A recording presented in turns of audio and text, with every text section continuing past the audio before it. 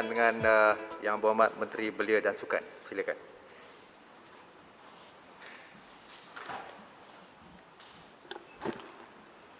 Bismillahirrahmanirrahim. Assalamualaikum warahmatullahi taala wabarakatuh. Salam sejahtera dan selamat petang. Tuan Ketua, terlebih dahulu saya ingin mengucapkan terima kasih kepada 13 ahli-ahli yang berhormat, iaitu Yang Berhormat Bukit Mertajam, Port Dickson, Johor Bahru, Sibuti, Bangi, Labuan, Kota Belud, Kota Samarahan, Padang Serai, Muar, Tampin, Hulu Selangor dan Tenem yang telah mengambil bahagian dalam perbahasan titah diraja, yang telah memberikan pandangan, pertanyaan, cadangan berkaitan dengan perkara-perkara yang berada di bawah kawal seliaan Kementerian Belia dan Sukan. Secara keseluruhannya, Tuan Ketua, hanya ada 7 isu utama yang telah dibangkitkan oleh ahli-ahli yang berhormat dan insya-Allah saya akan cuba untuk memperincikan setiap perkara yang telah dibangkitkan. Daripada 7 isu utama tersebut, 3 isu yang melingkari bidang sukan, manakala 4 isu lain berkaitan dengan belia. Tuan Ketua, Yang Berhormat Bangi telah bertanyakan berkaitan dengan persiapan atlet-atlet kita yang terlibat dalam program Road to Tokyo yang masih belum mencapai tahap kelayakan untuk menyertai Sukan Olimpik. Dengan rujukan juga kepada salah seorang daripada atlet kebangsaan kita, iaitu Jackie Wong, atlet baling tukul besi yang merupakan juga anak kepada Yang Berhormat Sarike, tentang bantuan dan juga apa usaha yang dilakukan bagi membolehkan beliau untuk melayakkan kesukan Olimpik. Untuk makluman Dewan Yang Mulia ini, penularan wabak COVID-19 telah menyebabkan kejohanan-kejohanan kelayakan ditangguh atau dibatalkan sejak awal tahun ini lagi. Dan sehingga kini kebanyakan badan-badan sukan antarabangsa masih tidak dapat menetapkan tarikh kejohanan masing-masing yang akan dijadikan kejohanan kelayakan ke Tokyo 2020 nanti. Namun begitu, kita menjangkakan banyak kejohanan kelayakan akan bermula akhir tahun ini ataupun awal tahun hadapan. Persiapan kontingen negara kesukan Olimpik dan Paralimpik Tokyo telah pun bermula menerusi program Road to Tokyo setelah tamatnya Tamasya Olimpik dan Paralimpik 2016. Program RTT yang kini melalui fasa akhir persediaan atlet telah mengenal pasti sejumlah 35 atlet Olimpik dan 27 atlet Paralimpik untuk melayakkan diri ke Sukan Olimpik dan Paralimpik Tokyo nanti. Sehingga kini seramai 12 atlet Sukan Olimpik dan 14 atlet Sukan Paralimpik telah pun berjaya melayakkan diri. Antaranya adalah bekas pemenang pingat di Rio 2016 iaitu Pandalela Renong, akuatik terjun, Muhammad Azizul Hasniawang, acara berbasikal, dan trio emas Paralimpik negara iaitu Muhammad Ziad Zulkifli, Muhammad Rizwan Muhammad Fuzi dan juga Abdul Latif Romli dalam acara olahraga. Turut layak ialah juara dunia memanah S. Suresh dan naib juara memanah 2019 Khairul Anwar Muhammad. Manakala 23 atlet Olimpik dan 13 atlet Paralimpik masih berusaha untuk melayakkan diri ke tamasya berprestij ini. Di antara atlet yang mempunyai peluang cerah untuk melayakkan diri adalah seperti pemenang perak badminton bergu campuran Olimpik Rio 2016, Chang Peng Su dengan Goh Liu Ying, dan juga Chong Jung Hong yang merupakan pemenang pingat perak Rio 2016 dalam acara 10 meter platform serama wanita dan juga juara terjun 10 meter individu 2017. Kementerian juga telah merancang beberapa program khusus untuk memastikan beberapa atlet lagi dapat menempah tiket kelayakan bagi membuka peluang penyertaan pertandingan yang lebih banyak bagi memperkukuhkan ranking seperti Gavin Kyle Green, sukan golf yang menduduki ranking 50 dan juga mengembalikan prestasi penerjun negara seperti Cheong Jung Hong dan meningkatkan prestasi On Zi Liang untuk kembali kepada prestasi sebenar beliau. Tuan Yang Bertuah, penangguhan tamasya Olimpik dari tahun 2020 ke tahun 2021 telah memberi ruang kepada MSN, MOM dan MPM untuk merancang semula program latihan atlet bagi memastikan pencapaian yang Minta cemerlang pencerahan, nanti. Menteri. PM, Terima kasih. silakan. Terima kasih Yang Berhormat Menteri, terima kasih Tuan Yang di-Pertua. Saya mengucapkan terima kasih kepada Menteri kerana memperakui beberapa atlet negara yang mempunyai potensi dalam Sukan Olimpik kelab. Dan dua nama yang saya nak bangkitkan di sini iaitu bergu campuran badminton Chan Peng Sun dan Goh Liu Ying. Sebelum ni mereka tidak diterima untuk berlatih di ABM kerana sudah keluar daripada BAM, tetapi saya dapat baca dalam berita bahawa mereka sekarang dapat kembali. Jadi saya ucapkan syabas. Saya berharap Menteri akan memberikan komitmen agar atlet-atlet seperti ini akan terus diberikan kemudahan, fasiliti dan sumber yang terbaik supaya mereka boleh betul-betul berjuang berlatih demi negara kita. Terima kasih Menteri. Memang benar, kedua-dua acara bergu campuran telah pun mulakan latihan secara bersama di bawah naungan BAM. Saya nak teruskan tadi bahawa pihak kementerian melalui MSN dengan kerjasama Institut Sukan Negara dan Persatuan Sukan Kebangsaan telah mengadakan bengkel perancangan program latihan 2020-2022 bertujuan untuk merancang dan menyusun semula kitaran program latihan setiap atlet yang terlibat dari aspek kecergasan fizikal, ketahanan mental, keperluan nutrisi dan juga pengurusan kecederaan khususnya bagi atlet-atlet yang tersebut untuk mencapai kemuncak prestasi ataupun peak performance di Tokyo nanti. Program periodisasi latihan terbahagi kepada kitaran mikro, meso, makro bermula dengan general preparation period, specific preparation period dan competition period bagi membolehkan atlet mencapai peak performance pada waktu yang diperlukan. Untuk maklumat Dewan Yang Mulia ini, kerajaan sememangnya bersedia untuk menganjurkan kejohanan sukan bertaraf antarabangsa yang boleh menyumbang mata kelayakan jika situasi mengizinkan bagi membuka peluang kepada atlet-atlet negara. Namun ia bergantung sepenuhnya kepada kebenaran daripada pihak MKN dengan Kementerian Kesihatan Malaysia, kerana pada waktu ini keselamatan rakyat Malaysia terutamanya ketika penularan pandemik COVID-19 ini tetap menjadi komitmen kita. Bagi penganjuran kejohanan tempatan pula, Kementerian telah pun mendapatkan kelulusan daripada MKN untuk penganjuran kejohanan tempatan tanpa kehadiran penonton untuk sukan bersentuhan fizikal mulai 15 Julai yang lalu dan kejohanan sukan-sukan yang lain bermula 15 Ogos ini bagi membantu atlet-atlet untuk meningkatkan prestasi semasa mereka. Namun begitu, kejohanan tempatan ini tidak akan dikategorikan dalam kejohanan kelayakan untuk Sukan Olimpik. Tuan Yang Pertua, berkaitan dengan apa yang dibangkitkan oleh Ahli Parlimen Bangi berkaitan dengan pencapaian Jackie Wong, saya nak maklumkan kepada Dewan Yang Mulia ini, Jackie Wong adalah salah seorang daripada atlet tukul besi yang saya sifatkan mempunyai semangat dan ketabahan yang cukup tinggi kerana beliau adalah satu-satunya atlet yang berdepan dengan jangkitan penularan COVID-19 bersama dengan keluarga beliau. Dan namun begitu, atas semangat beliau, beliau telah berjaya mengharungi dan alhamdulillah hari ini beliau telah disahkan sebagai negatif.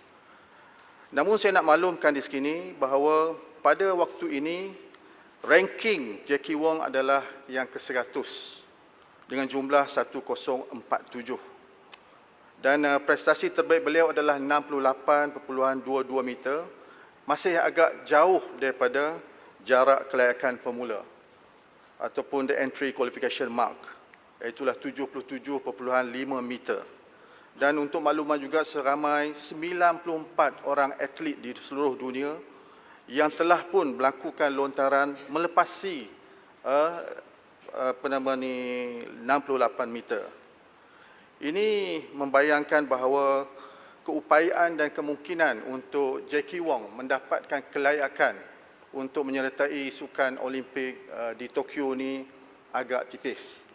Namun Jackie Wong mempunyai peluang untuk terus bergiat dan juga untuk menyertai, pertamanya adalah sukan Commonwealth dan sukan Asia pada 2022 dan juga berkemungkinan untuk mendapatkan kelayakan ke sukan Olimpik di 2024 memandangkan usia Jackie Wong hanyalah 28 tahun. Melihat kepada usia matang seorang ahli sukan terutamanya dalam acara baling tukul besi ini yang berada ranking 1, ranking 2, ranking 3, kebanyakan mereka berada pada usia 32 tahun. Berarti Jackie Wong masih lagi mempunyai keupayaan dan juga peluang untuk melayakkan ke sukan Olimpik di 2024 di Paris nanti. Seterusnya saya nak beralih ke perkara yang dibangkitkan berkaitan dengan kemudahan sukan. Soalan ini agak-agak spesifik. Yang Berhormat Labuan ada membangkitkan berkaitan dengan kompleks sukan Labuan yang telah lama dibangkitkan berulang-ulang kali, dan saya nak maklumkan bahawa memang secara peribadi saya meliti dan melihat bahawa kompleks itu memerlukan proses naik taraf, dan suka saya maklumkan di sini bahawa di bawah rancangan Malaysia ke-11 memang telah pun diperuntukkan 20 juta untuk kos projek ini. Dan saya suka memaklumkan di sini bahawa projek naik taraf kompleks sukan Labuan akan bermula pada November tahun ini dan dijangka siap pada November tahun 2022. Yang Berhormat Kota Samarahan membangkitkan berkaitan dengan kelengkapan dengan fasiliti arena e-sport. Untuk maklumat ahli yang berhormat, Kota Samarahan telah mempunyai sebuah fasiliti sukan elektronik iaitu SESA Mini e-sport hub yang terletak di Virtual Park, Kota Samarahan. Arena e-sport ini merupakan inisiatif Persatuan Sukan Elektronik Negeri Sarawak, SESA, bersama pihak swasta. Fasiliti SESA Mini e-sport hub yang berkeluasan 7,000 kaki persegi dan dilengkapi dengan 60 buah gaming komputer, 6 buah bilik streaming, 2 sudut gaming konsol, 1 ruang bilik perbincangan dan 1 ruang pengurusan acara terbuka. Selain daripada pembangunan fasiliti, KBS juga giat melaksanakan aktiviti dan program seperti My eSport PUBG pada 18 hingga 26 Julai 2020 dan My eSport PS20 atau PES20 peringkat negeri Sarawak pada 1 hingga 9 Ogos 2020 dengan menggunakan kelengkapan studio produksi di SESA Mini eSport Hub. Yang Berhormat Padang Serai membangkitkan berkaitan dengan permohonan untuk dinaik tarafkan kemudahan stadium di Padang Serai. Terima kasih atas jemputan Yang Berhormat.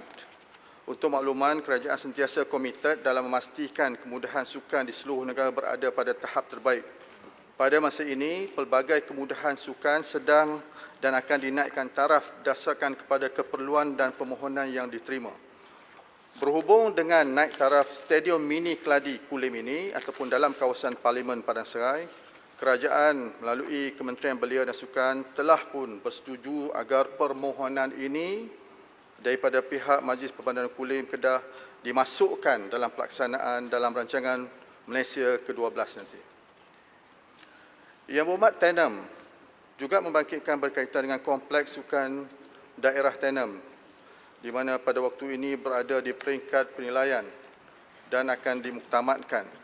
Suka saya maklumkan bahawa projek ini telah diperuntukkan sejumlah 8 juta dan akan ditender pada bulan September dan projek dijangka bermula pada Januari 2021 dan dijangka siap pada Julai 2022. Mohon mencelah Yang Berhormat. Tenom. Belakang sini. Ya, okey. Terima kasih Yang Berhormat Menteri kerana the fact that Kementerian Yang Berhormat meneruskan projek ini saya rasa bagi pihak rakyat Tenom saya ingin mengucapkan banyak-banyak terima kasih kerana kita tahu isu ini memang isu dari dahulu hingga sekarang. Namun saya dimaklumkan bahawa kos sebenarnya untuk projek ini tidak mencukupi kerana dia melibatkan kos timbun tapak Astaka itu nanti. Jadi mohon pertimbangan daripada kementerian, daripada yang berhormat untuk melihat isu ini nanti. Terima kasih Tenom. Mobil Tenom sebenarnya sebagaimana juga Labuan memang ada permohonan untuk mendapatkan peruntukan lebih. Namun sebagaimana yang berhormat sedia maklum, kita sedang berada di penghujung RMK 11. Mana apa yang terbaki di bawah kendalian saya di Kementerian Belia dan Sukan, saya cuba usahakan ia dilakukan di bawah RMK 11 pada tahun ini, dan untuk tambahan ataupun sebarang bentuk expansionary program di dalam program pembangunan itu boleh dilakukan di dalam permohonan untuk di bawah RMK 12 nanti. Baik, seterusnya bantuan kepada penggiat industri sukan yang dibangkitkan oleh Yang Berhormat Bukit Mertajam. Saya ingin mengambil kesempatan untuk ucapkan terima kasih atas pandangan dan cadangan Yang Berhormat Bukit Mertajam yang prihatin terhadap penggiat sukan yang terkesan akibat COVID-19. Saya amat bersetuju dengan pandangan beliau bahawa sektor sukan sangat terkesan daripada pelaksanaan PKP. Untuk maklumat Yang Berhormat, fasa 3 pembukaan sektor sukan bermula 15 Julai membenarkan semua aktiviti sukan dan juga kejohanan sukan dalam keadaan terkawal tanpa penonton dimulakan. Pembukaan sektor sukan secara berperingkat ini juga telah membolehkan operator fasiliti sukan, penganjur-penganjur acara sukan dan mereka yang terlibat dalam industri sukan memulakan dan menggiatkan semula perniagaan mereka. Bagi berhadapan suasana semasa ini, di peringkat Badan-Badan Sukan dan Rekreasi, KBS telah menyediakan dana sejumlah 10 juta ringgit yang dikenali sebagai Inisiatif Prihatin Sukan 2020 sejak 17 Jun 2020 bagi memberi suntikan kepada badan-badan sukan untuk kembali aktif selepas hampir 3 bulan terjejas akibat COVID-19. Antara kategori bantuan yang dimasukkan ialah bantuan pentadbiran, bantuan pelaksanaan program dan bantuan untuk persatuan-persatuan melakukan usaha pendigitalan. Inisiatif ini boleh diakses bukan saja oleh Persatuan Sukan Kebangsaan, malahan dibuka kepada hampir semua badan sukan dan rekreasi di seluruh Malaysia yang layak dan berdaftar di bawah Pesuruhjaya Sukan. Selain daripada itu, saya juga ingin menyatakan di Dewan Yang Mulia ini, bagi membantu mereka yang berada dalam sektor industri sukan, KBS pada 27 Mei 2020 telah membentangkan kepada Yang Berhormat Mulia Menteri Kewangan dan pasukan beliau daripada Kementerian Kewangan satu kertas cadangan khas untuk inisiatif merangsangkan pembangunan industri sukan secara lebih menyeluruh. Antara perkara yang disentuh untuk mendapat pertimbangan cadangan kepada Kementerian Kewangan untuk dipertimbangkan antaranya untuk belanjawan 2021 ini ialah skim kemudahan pinjaman kewangan yang lebih fleksibel, low interest kepada pengusaha industri sukan seperti akademi, jurulatih sukan, perniagaan barangan sukan, perkhidmatan sukan, operator fasiliti, syarikat pengurus acara sukan dan pemberi perkhidmatan teknikal sukan dan juga sokongan. Selain daripada itu juga KBS mencadangkan kepada Kementerian Kewangan agar dipertimbangkan pengecualian cukai pendapatan untuk pengusaha dan syarikat perniagaan dalam industri sukan bagi tahun 2020 kerana industri sukan amat terjejas akibat daripada penularan COVID-19 ini dan memerlukan tempoh yang agak lama sebelum dapat melalui proses pemulihan. Dan selain daripada itu juga KBS mencadangkan perlepasan cukai individu untuk perbelanjaan isi rumah ke atas pembelian barangan sukan, belanja aktiviti sukan dan perkhidmatan latihan sukan. Pada waktu ini yang ada hanyalah pelepasan cukai yang dinamakan sebagai cukai gaya hidup yang lifestyle tax, yang mana ia adalah sekitar 2,500 yang merangkumi banyak perkara, bukan hanya soal peralatan sukan tapi yang merangkumi aset-aset pendidikan seperti laptop, buku-buku yang dirangkumkan sekali di bawah cukai gaya hidup. Keempat, KBS juga mencadangkan pewujudan dana khas untuk tujuan penyelidikan dan pembangunan R&D untuk mempelopori lebih lagi inisiatif dalam bidang teknologi dan inovasi sukan dan juga perubatan dan sains sukan. Dan selain daripada itu juga, KBS juga memohon agar untuk meneruskan inisiatif yang dibuat oleh kepimpinan yang lalu oleh MUA dengan BM di bawah duty excise minuman bergula ataupun sugar tax carve out untuk program-program sukan seperti pembangunan sukan bola sepak negara NFDP, dan yang terakhir sekali adalah untuk melihat satu dasar cukai yang disebut sebagai tax hypothecation yang pernah saya sebutkan dalam jawapan ketika soalan bertulis sebelum ini. Dan ini adalah antara intipati yang diusahakan bersama dengan Kementerian Kewangan yang pastinya KBS sentiasa giat berusaha untuk memastikan kerajaan mengiktiraf industri sukan bukan sahaja sebagai penyumbang tetapi sebagai new pillar kepada ekonomi negara. Untuk itu, KBS akan terus bekerjasama dengan Kementerian Kewangan untuk membentuk rangka inisiatif pembangunan industri sukan yang lebih menyeluruh dalam Belanjawan 2021 nanti.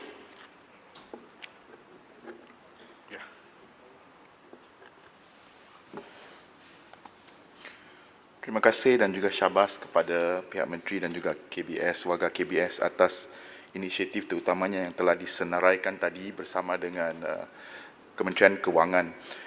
Saya tertarik dengan semua inisiatif ini, terutamanya skim kemudahan pinjaman fleksibel. Tetapi apa yang saya nak mohon dengan pihak kementerian ialah semua ini nampaknya akan berjalan tahun depan jika ia diluluskan dalam Belanjawan 2021. Jadi akan ambil masa lagi, I think sekurang-kurangnya setengah tahun kalau bukan lebih panjang. Tetapi masalahnya ialah industri sukan sekarang berada dalam keadaan yang amat mendesak. Yes, walaupun sektor sukan telah dibuka semula, tetapi oleh kerana kekangan-kekangan norma baru, maka business as usual masih belum dapat dipulihkan. Jadi saya mohon, sebab pakej rancangan ekonomi pun hampir mencecah 300 bilion ringgit, saya mohon agar pihak menteri boleh minta sedikit daripada wang itu untuk dijadikan dana untuk sekarang, bukan untuk tahun depan. Terima kasih. Sebenarnya memang antara bila kita hantar cadangan kepada Kementerian Kewangan adalah cadangan untuk dipertimbangkan bukan hanya untuk Belanjawan 2021 tapi untuk plan pemulihan seandainya kalau ada pakej yang akan datang yang akan diumumkan ataupun yang akan dipertimbangkan oleh pihak Kementerian Kewangan. Saya benar-benar merasai bahawa mereka yang terkesan dalam industri sukan, terutamanya mereka yang tidak mendapat sebarang penjanaan daripada pendapatan, amat terkesan, dan sebab itulah saya secara peribadi telah mohon daripada Menteri Kewangan untuk mempertimbangkan sebelum ia dimasukkan dalam Belanjawan 2021. Cuma pada peringkat awal ketika pengumuman penjana, waktu itu sektor sukan belum lagi dibuka. Maka saya dimaklumkan bahawa oleh kerana Kementerian Kewangan tidak ataupun pihak kerajaan tak mau hantar wrong signal, then mereka nak biar dulu sektor sukan dibuka dan kemudian mereka akan memikirkan untuk to come with some plan pemulihan yang merangkumi pada sektor industri sukan. Baik, seterusnya saya nak pindah ke isu-isu yang berkaitan dengan belia. Tuan Yang Bertuah, Kementerian menyambut baik akan keprihatinan kalangan ahli-ahli parlimen yang telah membangkitkan berkaitan dengan isu ekonomi dan pengangguran belia akibat penularan COVID-19. Untuk makluman yang berhormat, mengikut unjuran Jabatan Perangkaan pada Mei 2020, sebagaimana yang telah disebut berulang kali dalam Dewan ini, kadar pengangguran dijangka akan meningkat pada 5.5% ataupun lebih 860,000 orang penganggur untuk keseluruhan tahun 2020. Tambahan lagi, ekonomi Malaysia dijangka mengucup pada suku kedua tahun ini dan usaha pembendungan penularan wabak COVID-19 yang masih dijalankan. Isu ekonomi dan pengangguran belia yang sedang kita hadapi memerlukan pendekatan yang lebih menyeluruh dan lebih penting kerjasama di antara kita semua dan bukan sahaja di bawah sebuah kementerian. Kerajaan telah mengambil langkah pantas memperkenalkan pakej-pakej rangsangan ekonomi termasuk pakej prihatin dan prihatin PKS tambahan yang berjumlah 260 bilion seperti yang telah diumumkan oleh Yang Amat Berhormat Perdana Menteri. Dewan ini wajar juga mengakui bahawa kerajaan sedang berusaha untuk menangani isu ini dengan bersungguh dan menyeluruh. Apa saja yang diusahakan baik melalui pakej prihatin PKS tambahan dan pelan jana semula ekonomi negara ataupun penjana, kesemuanya menjurus kepada ikhtiar membendung kesan negatif suasana ekonomi yang terjejas akibat penularan COVID-19. Inisiatif Bantuan Prihatin Nasional ataupun BPN misalnya telah mengambil langkah jauh lebih berani daripada apa yang ditawarkan melalui bantuan sara hidup, iaitulah dengan memperluaskan lantai penerima BPN yang meliputi kelompok belia berumur 21 tahun ke atas. Ini sekaligus telah membantu hampir 4 juta penerima di kalangan warga belia yang tidak hanya tertumpu kepada golongan B40, malah juga menyentuh sama keperluan belia yang berada di kalangan M40. Bantuan pelajar sebanyak 200 secara one-off pula mencapai lebih 1.3 juta penerima yang kesemuanya merupakan golongan belia. Kerajaan membelanjakan sejumlah 270 juta untuk tujuan ini. Sekadar menyebut beberapa contoh tambahan seperti subsidi upah dan program pengekalan pekerja, kerajaan telah membelanjakan hampir 7.6 bilion yang berjaya menyelamatkan hampir 2.75 juta pekerjaan yang majoritinya adalah di kalangan belia. Dana pinjaman mudah PKS 9.23 bilion, diterima hampir 20,800 PKS. Demikian juga 1.64 bilion yang dibelanjakan untuk geran khas prihatin yang memanfaatkan hampir 545,000 PKS mikro yang turut memanfaatkan pengusaha di kalangan warga belia. Program pengambilan pekerja dan bantuan latihan kendalian Kementerian Sumber Manusia yang juga sebahagian daripada inisiatif Penjana Kerjaya setakat 24 Julai 2020 seramai 5,930 orang pekerja telah mendapat pekerjaan. Lebih daripada 3,500 daripada jumlah itu adalah dari kalangan kelompok belia. Selain daripada itu, Tuan Yang Pertua, bagi memastikan usaha menjaga kepentingan belia lebih menyeluruh dan bersepadu, KBS telah menggerakkan inisiatif kolaborasi rentas kementerian secara agresif. KBS komited untuk menjadi fasilitator dan pemudah cara kepada pelbagai inisiatif yang memenuhi harapan dan aspirasi belia dan generasi muda di seluruh peringkat yang merentasi kementerian-kementerian yang lain. Ini kerana untuk maklumat yang berhormat, program dan hal kepentingan berkaitan dengan belia mencakupi hampir 17 buah kementerian. Inisiatif kolaborasi rentas kementerian ini menjalinkan sinergi dan koordinasi berkaitan belia yang boleh dilaksanakan secara bersama berdasarkan fungsi dan keupayaan setiap pelaksana. Yang Berhormat Menteri, terima kasih. Saya setuju bahawa usaha rentas kementerian ini teramat penting untuk membantu golongan anak muda. Ada dua persoalan ataupun penjelasan yang saya ingin bangkitkan. Pertama sekali adalah usaha untuk mengeluarkan anak muda dengan izin daripada poverty trap. Iaitu banyak bantuan-bantuan yang telah pun dikeluarkan memang begitu baik, tetapi tidak dapat membantu anak muda yang sekarang ini sudah berbulan-bulan tidak bekerja.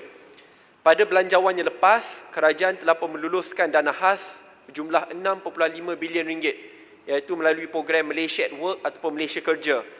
Yang Berhormat Menteri Gombak, Yang Berhormat Ampang pun turut berada dalam kabinet untuk meluluskan dana khas ini. Kerana ia bukan sekadar memberi bantuan one-off kepada anak muda, tetapi akan membantu anak muda yang tidak bekerja lebih 12 bulan untuk mendapat dana khas RM500 sebulan bagi tempoh masa 24 bulan dan untuk membantu syarikat-syarikat kecil khususnya dengan suntikan RM300 sebulan bagi tempoh masa 24 bulan bagi setiap pekerja yang diambil daripada golongan graduan muda yang tidak bekerja lebih 12 bulan ataupun tempoh masa setahun. Persoalan saya ini merupakan salah satu usaha rentas kementerian, iaitu kolaborasi di antara KBS, Sumber Manusia dan juga MOF. Adakah dana 6.5 bilion ini masih diperuntukkan atau diperuntukkan kepada anak muda seperti dibentangkan pada belanjawan lepas? Apa status dana ini? Kerana sampai sekarang kita belum dengar statusnya. Usaha rentas kementerian yang kedua yang sangat penting adalah usaha menyah jenayahkan penagihan dana, bukan penagihan dadah. Kita tahu wabak dadah itu memang merupakan musuh utama negara. Tetapi bila kita lihat jumlah anak muda yang terperangkap dengan wabak dadah ini teramat tinggi dan mereka pernah melakukan kesilapan. Dan kesilapan ini selalunya berlaku pada usia muda mereka. Tetapi kerana kesilapan sekali itu, mereka ada rekod jenayah yang teramat membebankan, stigma masyarakat yang begitu tinggi. Akhirnya mereka diketepikan, dikecualikan dan didiskriminasi seumur hidup. Persoalan saya, adakah kementerian akan bekerjasama dengan KDN dan juga Kementerian Kesihatan untuk meneruskan usaha untuk menyah jenayahkan penagihan dadah, iaitu kita tidak lagi menggunakan criminal ataupun punitive approach, tetapi kita guna health based approach di mana kita merawat bukan sahaja menghukum. Saya berharap Yang Berhormat Menteri akan menyokong dua usaha ini. Terima kasih Yang Berhormat Menteri. Keptaja. Sambungan daripada apa yang telah dikatakan oleh saudara saya dari MUA, iaitu tentang dana bagi Malaysia Kerja. Saya harap Menteri bukan saja boleh mengekalkan program ini, malah ditambahkan lagi dananya, sebab Malaysia Kerja programnya diperkenalkan sebelum berlakunya wabak COVID yang serius, dan kita lihat sekarang keadaan telah menjadi amat serius, terutamanya dari segi pengangguran belia dan sebagainya. Jadi saya harap apa yang kita lakukan sebelum ini boleh bukan saja diteruskan tetapi dinaikkan kuantum itu. Contohnya daripada apa yang diperkatakan oleh MUA tadi, daripada mungkin boleh dikatakan subsidi 800 kepada setiap pekerja yang diambil, graduan yang diambil, kita naikkan kepada sehingga 1,500. Terima kasih. Ya, terima kasih. Ada dua soalan utama tadi. Pertamanya memang saya bersetuju bahawa berkaitan dengan belia ni sebenarnya saya mengambil pendekatan untuk mengklasifikasikan masalah belia ni kepada 5 kelompok yang hormat. 5 kelompok ni yang saya sebut sebagai belia resah. Pertama ialah belia terutamanya yang terkesan dengan penularan COVID-19 ini. Pertamanya adalah belia yang berada di dalam sektor pekerjaan tapi berkemungkinan kehilangan pekerjaan akibat daripada penutupan syarikat-syarikat yang mana mereka bekerja. Dan jumlah ini sebagaimana yang tercatat oleh DOSM tadi, yang telah berlaku peningkatan sehinggalah ke 850,000. Itu kumpulan belia yang pertama. Kumpulan belia resah yang kedua adalah kumpulan belia yang disebut tadi, adalah kumpulan belia yang berada di universiti. Mereka yang akan masuk ke sektor pekerjaan. Mereka ini kerap kalinya pada setiap tahun jumlahnya lebih kurang dalam sekitar 250,000 ke 300,000. Ini adalah kumpulan belia resah yang kedua. Dan belia resah yang ketiga adalah mereka yang belia di kalangan yang berada dalam sektor keusahawanan, tapi memandangkan mereka berada at a very infancy stage. Jadi bila berlakunya penularan COVID, bila berlakunya kata PKP, antara yang terkesan adalah mereka yang berada di peringkat awal keusahawanan, dan ada di kalangan mereka yang berlaku kata terpaksa menutup syarikat. Dan belia yang keempatnya adalah belia yang berada di dalam sektor gig ataupun informal economy, gig economy, dalam freelancing, e-hailing. Dan kumpulan-kumpulan ini juga adalah antara mereka yang terkesan kerana mereka tidak ada social safety net. Dan yang belia yang kelima, ini belia yang saya sentiasa bangkitkan ketika saya menjadi ahli parlimen biasa dahulu pun dan baru ini dibangkitkan oleh MUA, adalah kumpulan yang disebut sebagai NEET. Not in employment, not in education and not in training. Untuk makluman, Malaysia tidak ada langsung angka jumlah NEET ni daripada dahulu.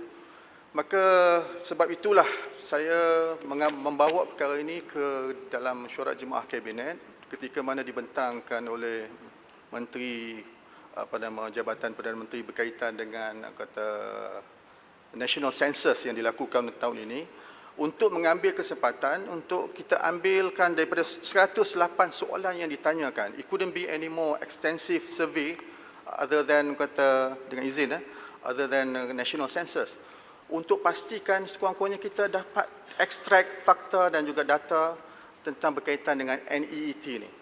Kalau kita lihat di negara OECD semua ada NEET. Di Australia, di Sweden, di UK, tapi di Malaysia sehingga sekarang tidak ada. Dan inilah antara. Jadi sebab itulah antara yang diperkenalkan yang saya nak jawab sebentar nanti adalah inisiatif-inisiatif yang dilakukan melalui kolaborasi ini. Tapi apa yang disebut tadi tentang hashtag MyKerja ataupun inisiatif MyKerja yang diumumkan, saya secara peribadi bila saya dengar inisiatif tersebut, ia adalah satu inisiatif yang cukup baik. Ada 4 graduan kerja, wanita kerja, watan kerja dan perantis kerja. Walaupun ia tidak pernah take off. Sebab apa? Sebab mengikut perancangan apa yang disebutkan oleh mantan Menteri Kewangan bahawa program ni sepatutnya bermula pada Jun 2020. Tetapi overtaken by event kerana berlakunya penularan COVID dan berlakunya PKP dan tentulah model dari segi bantuan kepada anak-anak muda dan belia mereka yang berada yang terkesan daripada ini perlu melalui proses yang sedikit berbeza.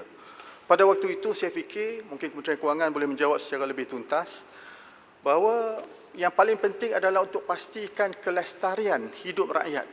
Maknanya untuk pastikan the liquidity position of isi rumah itu sentiasa mempunyai keupayaan untuk berbelanja dan juga keupayaan untuk to bring the food on table. Maka sebab itulah diperkenalkan bantuan geran secara langsung. Diperkenalkan moratorium, iaitulah mengurangkan the fixed expenditure of household dan menangguhkan bayaran PTPTN. Ini semua telah menyebabkan kantung rakyat mempunyai keupayaan untuk berbelanja. Kerana itu adalah penting dalam tempoh PKP. Jadi saya fikir model MyKerja dahulu ataupun model Malaysia Kerja dahulu mungkin menekankan tentang inisiatif 500 tapi semuanya dicarumkan dalam EPF. Demikian juga RM300. Tapi pada waktu ini, pada waktu ketika PKP dikenakan, yang paling penting adalah untuk pastikan keupayaan untuk dibelanjakan untuk rakyat mampu untuk melalui kehidupan secara lebih Yang Berhormat Menteri, kau boleh mencelah sedikit? Ya. Saya faham mungkin kerana PKP kita ada masalah kewangan ataupun fokus bantuan itu berubah. Tetapi saya rasa keperluan program Malaysia Kerja ini post PKP lebih penting dari masa biasa. Kenapa? Kerana kalau kita lihat bantuan prihatin yang memang baik, ia lebih tersasar untuk mengekalkan jumlah pekerja di Malaysia yang telah pun saya rasa berjaya daripada satu segi.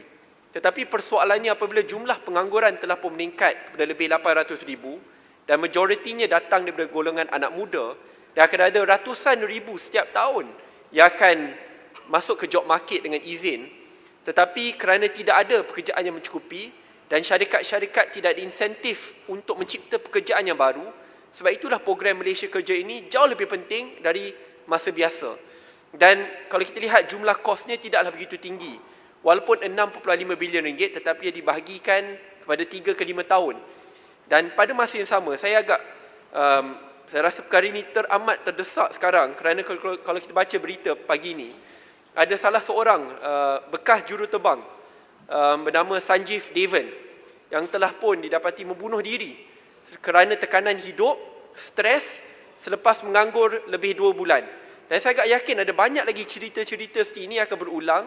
Dan jika kita hanya fokus untuk mengekalkan pekerja-pekerja yang sedia ada, tetapi tidak ada usaha yang kolektif daripada semua kementerian, saya faham nak harapkan KBS saja memang tidak mencukupi, MOF, Sumber Manusia, untuk turut adakan bantuan khas bagi anak-anak muda, graduan muda yang tidak bekerja. Dan masa tidak bekerja itu teramat panjang. If they don't get the job, their skills become weaker. Sebab itu saya berharap akan ada usaha kolektif untuk membantu anak-anak muda yang menganggur setelah sekian lama supaya akhirnya ada suntikan dana khas kepada syarikat-syarikat kecil dan kepada mereka supaya akhirnya pekerjaan itu dapat dicipta. Terima kasih Yang Berhormat Menteri. Sebagaimana yang saya sebut tadi penjelasan itu adalah mereka yang terlibat daripada fasa ketika PKP. Tentu sekali strategi bila mana pasca COVID memerlukan pendekatan yang lebih menyeluruh. Sebab itu kalau kita lihat penjana kerjaya pun berlaku perubahan dari segi pendekatan. Saya rasa ini akan lebih jelas bila mana diperjelaskan oleh Kementerian Kewangan. dan Kementerian Sumber Manusia. Cuma saya mengambil apa yang semangat daripada Penjana Kerjaya, iaitu subsidi upah yang dipertingkatkan daripada 600 ke 800 kemudian pada 1,200 dengan capaian yang lebih luas. Ini sebenarnya adalah a hybrid of program My Kerja, dan ia memerlukan lagi tambahan, dan ini yang saya nak maklumkan antara yang diperkenalkan dalam KBS sebagaimana yang tadi yang Berhormat Muar sebut. Antara yang KBS cuba usahakan adalah program skim perantisan nasional yang telah dilakukan pada peringkat permulaan ini bersama dengan Kementerian Sumber Manusia dan Kementerian Kerja Raya yang telah menyediakan 10,000 peluang pekerjaan. Usaha ini melibatkan seperti Lembaga Pembangunan Industri, Pembangunan CIDB, Perbadanan Sumber Manusia Berhad, Pertubuhan Keselamatan Sosial Perkeso, Invest KL, Federation of Malaysia Skill Corporation. Dan saya nak maklumkan bahawa antara yang kita nilai adalah melalui dapatan yang telah disebut dalam Khazanah Research Institute. Khazanah Research Institute menyatakan dalam satu kertas kerja di bawah tajuk Cabaran dan Strategi Pasca Pandemik untuk Belia, untuk melihat strategi apprenticeship sebagaimana yang telah dilaksanakan di Singapura dan Australia, iaitu peluang instead of you create employment opportunity, yang mana pada waktu ini tentulah amat mencabar. Jarang ada syarikat-syarikat yang mampu untuk menawarkan full scale job, tapi instead untuk kita createkan employment experience opportunity dalam bentuk apprenticeship. Dan inilah yang dilakukan melalui kerjasama antara 3 kementerian. Dan insya-Allah Kementerian Belia dan Sukan kita akan meluaskan lagi usaha ini dengan kementerian-kementerian yang lain dengan melihat bahawa ini adalah salah satu daripada cushion ataupun proses penampan sebelum the actual recovery will come about. Sebab dalam proses recovery ada yang mengatakan setahun, ada yang mengatakan setahun setengah, dan tentulah ia memerlukan proses-proses yang boleh menjadi yang kata sebagai penampan. Kedua, kita melaksanakan program MyGig bersama dengan Malaysia Digital Economy dan Majlis Belia Malaysia untuk menyokong pelibatan belia dalam ekonomi gig ataupun ekonomi yang tidak formal untuk menjana pendapatan sama ada secara sambilan ataupun kekal. Dan ketiga, KBS juga melaksanakan kerjasama Kementerian Pembangunan Usahawan dan Koperasi MIDEC yang menjalankan program Biz Counselor, Bawa Inscan dan TVET Prona di IKLBS dengan pemerkasaan kurikulum bidang keusahawanan. Keempat, KBS juga telah mengadakan kerjasama dengan Kementerian Pertanian ataupun MAFI dengan komitmen untuk memperkasakan program Agropreneur Muda dengan penyertaan lebih banyak belia di dalam industri pertanian dan pengeluaran makanan. Berdasarkan apa yang disebut oleh MAFI dalam jawapan di Dewan Mulia ini pada 27 Julai yang lalu, program ini menyasarkan 5,000 orang peserta berumur 18 hingga 40 tahun. Dan yang paling penting yang usaha yang dilakukan oleh Kementerian Belia dan Sukan adalah untuk menyediakan membangunkan a single landing page yang akan menjadi integrating point kepada semua inisiatif-inisiatif yang ada di kementerian yang lain.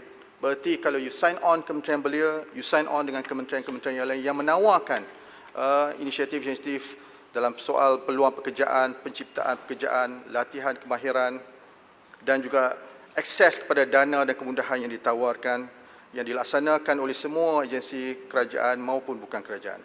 Lebih utama lagi, KBS melalui inisiatif kolaborasi rentas kementerian ini akan terus meneroka peluang dan ruang untuk dimanfaatkan oleh golongan belia, terutamanya untuk mengatasi isu pengangguran belia secara efektif dan secara holistik demi kebajikan anak muda di Malaysia.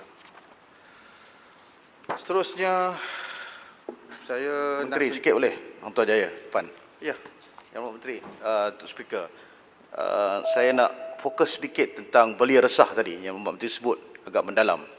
Antara artikel yang agak recent yang izin terkini adalah makalah yang diterbitkan oleh World Economic Forum yang membahaskan tentang the toxic trio pasca pandemik ini, iaitu addiction, satu lagi mental health issues dan juga domestic abuse dengan izin tu ada betul. Jadi ketiga-tiga faktor ni saya ingat yang Pak Menteri saya cadangkan berikan sedikit tumpuan dan boleh saja bekerjasama dengan kementerian-kementerian yang lain, kesihatan dan sebagainya, Kerana kita tidak mahu gangguan mental, gangguan kesihatan yang menyebabkan berlakunya tragedi yang lebih parah pada golongan muda dalam mereka berhadapan dengan masalah beban kewangan dan sebagainya. Saya ingat ini perkara yang penting kerana kita dah mula dengar bunuh diri dan sebagainya. If you don't take perhatian perkara ni, Yang Berhormat Menteri, saya bimbang dia akan melarat. Terima kasih. Terima kasih banyak. Saya pun tengah duk cari tadi. Saya dah baca dah berkaitan dengan apa yang disebut oleh Yang Berhormat tadi. Dan antara yang disebut juga itulah berkaitan dengan angka NEET di seluruh dunia dah menyaksikan peningkatan yang agak ketara.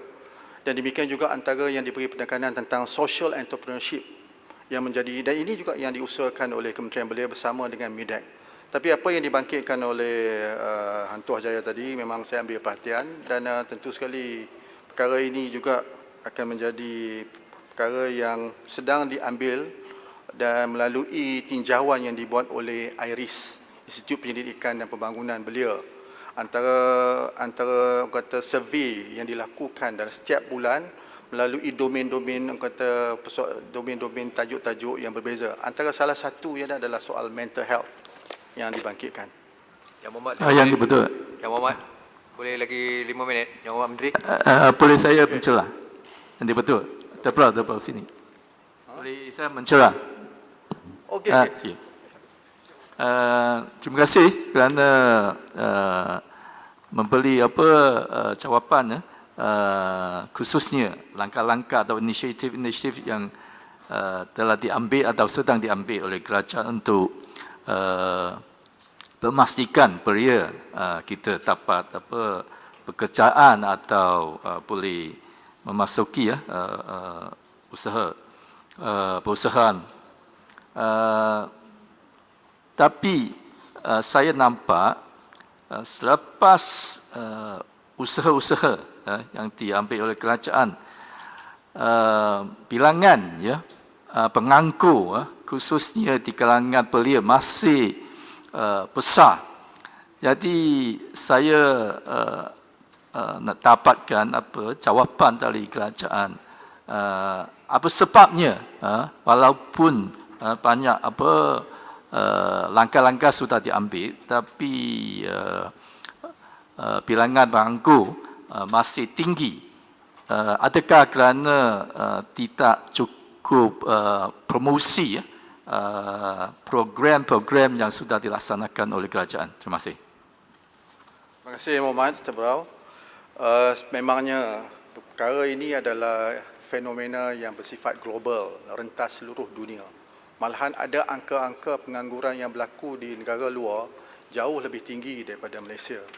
Dan sebab itulah apa yang dilakukan saya sebut tadi, pendekatan perantisan yang sebenarnya tak jauh daripada apa yang dilakukan oleh usaha yang dilakukan oleh kerajaan terdahulu. Adalah bagi untuk pastikan bahawa ia wujudnya apa yang disebut sebagai cushion tadi, penampan. Kalau kita nak lihat soal pengangguran ni Yang Berhormat, ia tentulah terkait dengan paling-paling tentang berkaitan dengan pertumbuhan ekonomi. Dalam suasana pasca Covid, dalam keadaan iklim perniagaan yang cukup merosot, dalam keadaan iklim ekonomi yang merudum, pastinya ia akan memberi kesan kepada kehilangan pekerjaan. Sebab itulah yang saya sebut 5 tadi. Antara yang lain saya sebut tadi pasal gig. Gig ini adalah salah satu daripada bidang yang telah menjadi tumpuan di kalangan anak-anak muda. Dan mereka mendapat peluang untuk melakukan benda ini bila mana berlakunya proses ataupun fasa PKP.